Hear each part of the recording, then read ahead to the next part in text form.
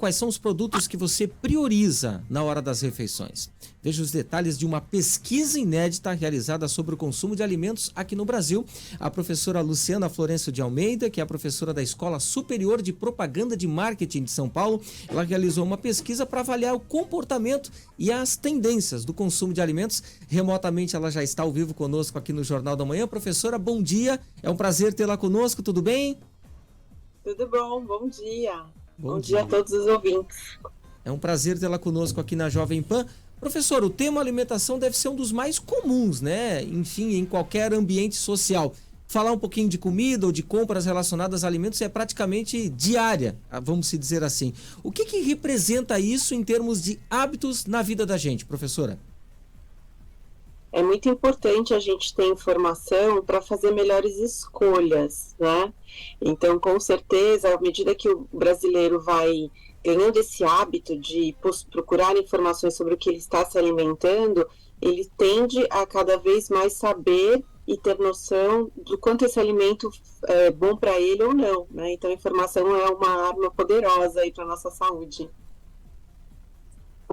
E quando a gente fala sobre hábito de consumo, professora, qual é a realidade do brasileiro, né, em relação ao hábito do consumo? A gente sabe que tem muita campanha de conscientização, olha, consuma alimentos que, né, contribuam para a sua saúde, enfim. Qual é a realidade, qual é o perfil do brasileiro em relação ao consumo aí? Então, a pesquisa que nós fizemos foi baseada na POF, que é a pesquisa de orçamento familiar, né? E realizada pelo IBGE. Então, analisando os dados da POF, das últimas POFs, né, que foi 2002, 2008 e 2017, em especial 2017, a gente vê um crescimento muito grande no consumo de alimentos processados, em contrapartida com a redução do consumo de produtos in natura, né? Por exemplo, as frutas, verduras, hortaliças. Então, para se dar uma ideia, em termos de alimentação diária, em termos de grama, o brasileiro, em média, né, em 2017, estava consumindo 90 gramas de hortaliças, enquanto mais ou menos 170 de alimentos processados, né? Então, isso significa que ela está ficando mais pobre do ponto de vista desses alimentos in natura, com aquele acesso imediato, né, ao produto, como uma fruta, uma hortaliça, etc., nas suas refeições.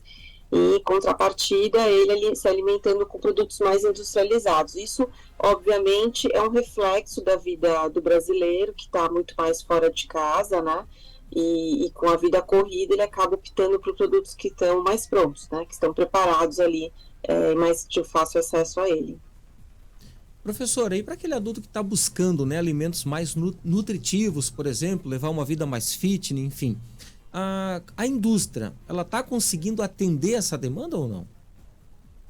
Sim, acho que é um movimento importante da indústria, né? Não é só no Brasil, mas no mundo, de tentar aliar essas duas coisas, que é o que a gente vem mais procurando, e isso com certeza após o Covid ficou ainda muito mais preponderante, é a gente alinhar a saúde com conveniência. Então, como é que a gente tem acesso a alimentos que sejam saudáveis, que contenham todos os nutrientes para a gente ter uma boa saúde, né, e não tá em risco, né, vulnerável, mas ao mesmo tempo eu diminuo esse tempo de preparo, já que eu estou fora de casa o tempo inteiro. Isso é para todos nós, né, mesmo para as crianças, para os adolescentes, né. Então, a indústria nesse sentido tem buscado soluções. Então, ainda que você tenha um produto que seja industrializado, que tenha mais processos e seja preparado, o que a indústria está buscando é reduzir a utilização de aditivos, conservantes, né?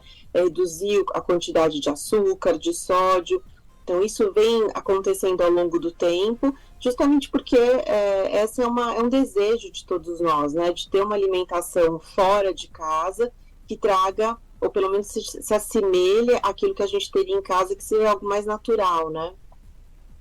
A senhora comentou, professora, sobre o número de alimentos processados que vem aumentando o consumo do Brasil, né? Como a senhora explicou agora há pouco. E a pergunta que lhe faço é: qual é a consequência que a gente pode ter, né, em relação ao hábito do consumidor brasileiro nos próximos anos, nas próximas décadas, quando essa conta deveria ser o inverso, né? Menos alimentos processados e mais alimentos desembalados, como a gente diz, frutas e verduras e tudo mais.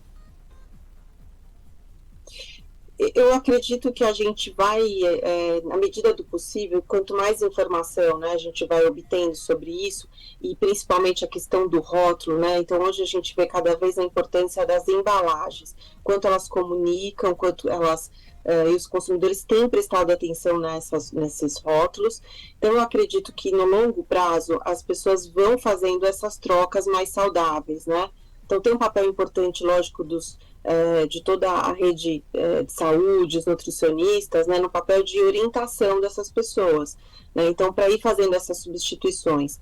E eu acho que, juntamente com a indústria, você tem mais essa ajuda, porque, de fato, você tem que ter esses alimentos, não tem como não. A gente vai comer de manhã um pãozinho, né? Você tem que fazer o pãozinho, você tem que parar para fazer um almoço, demanda demais de uma vida que a gente tem, principalmente nos grandes centros, que é muito corrida.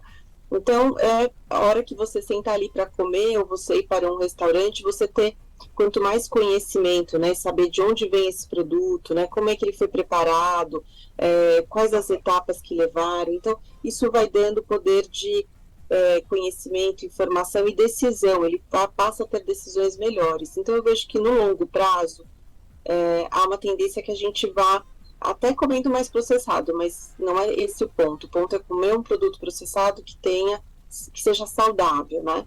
E lógico, em contrapartida, a gente ir colocando na nossa dieta produtos naturais. Então leva lá, né, a maçã, né, a banana. Então fazer esse tipo de hábito que é simples, né? Mas colocar ele na nossa dieta.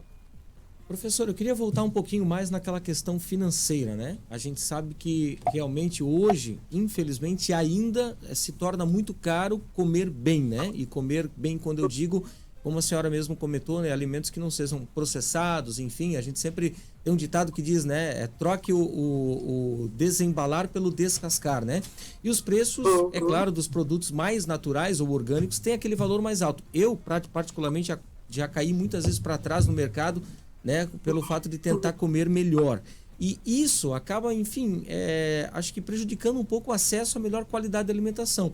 A senhora acha que a gente está, assim, no decorrer dos anos, conseguindo oferecer um pouco mais de produtos melhores, que fazem melhor para a saúde, com um custo um pouquinho mais baixo? Então, quando a gente olha, né, até a FAO faz isso de tempos em tempos, a inflação dos alimentos, ela cresceu. Isso certamente teve um impacto grande na própria Covid, né? Então, alimentar as pessoas não vai ter muita saída, né? Onde a gente vai ter mesmo que usar da agricultura tradicional. E essa agricultura tradicional, ela tem se transformado, né? Acho que isso é importante mencionar. Hoje a gente está falando de uma agricultura regenerativa, por exemplo, ou uso hoje cada vez maior de defensivos biológicos, né? Então, eu acho que no futuro a gente vai ter, sim, uma alimentação que você vai se aproximar cada vez mais do orgânico. O orgânico, ele é uma saída, mas, sem dúvida, ele tem um preço superior, embora ao longo do tempo tenha se caído essa diferença, né? Quando chegou ao Brasil, era quase 50% a mais de um produto normal. Hoje você tem, dependendo da categoria, e no Brasil a gente vê um consumo muito associado, principalmente às hortaliças, né? Ou até o arroz, né? E quando você vai olhar, tem diferença que não é tão mais alta assim, chega a 10, 20, até 30% no máximo, né? Então, é claro que para muitas faixas da população brasileira, esse acesso, ele é proibitivo, né? Mas isso, como eu disse, quer dizer, o Brasil ele pode não precisar ter pode não ter acesso orgânico, mas ele pode comer, sim, de uma agricultura tradicional, né? Que é uma agricultura sustentável, que a gente sabe, o Brasil tem cada vez mais se mostrado essa liderança na sustentabilidade da produção de alimentos, com cuidado com o meio ambiente, redução no uso dos agrotóxicos. Então, eu acho que a gente vai ter, sim, eu acredito que a tecnologia está aí para trazer essas alternativas e a gente acessar um produto saudável de uma agricultura tradicional, né? E, além disso, não só tradicional, mas agricultura familiar, né? E, além disso, uma agricultura que esteja mais próximo de você, ou seja, que tenha menos emissão de carbono no transporte desse alimento, já que você tem tido uma questão importante dos bolsões, né, ao redor das capitais. Você tem hoje um incentivo grande para as vertical farms, que são as fazendas verticais. Então hoje muita gente já consegue consumir hortaliças que vêm de uma produção que acontece dentro de um prédio, né, numa cidade. Então isso vai cada vez mais fazer parte da nossa vida, né? Então eu acho que essas são as saídas aí para essa alimentação saudável. Professora Luciana Florencio de Almeida, muito obrigado, professora, por compartilhar o conhecimento sobre essa pesquisa, né, o hábito do consumo do consumidor aqui no Brasil, e até uma próxima oportunidade. Eu que agradeço bastante o convite, desejo uma ótima semana para todos. Boa semana.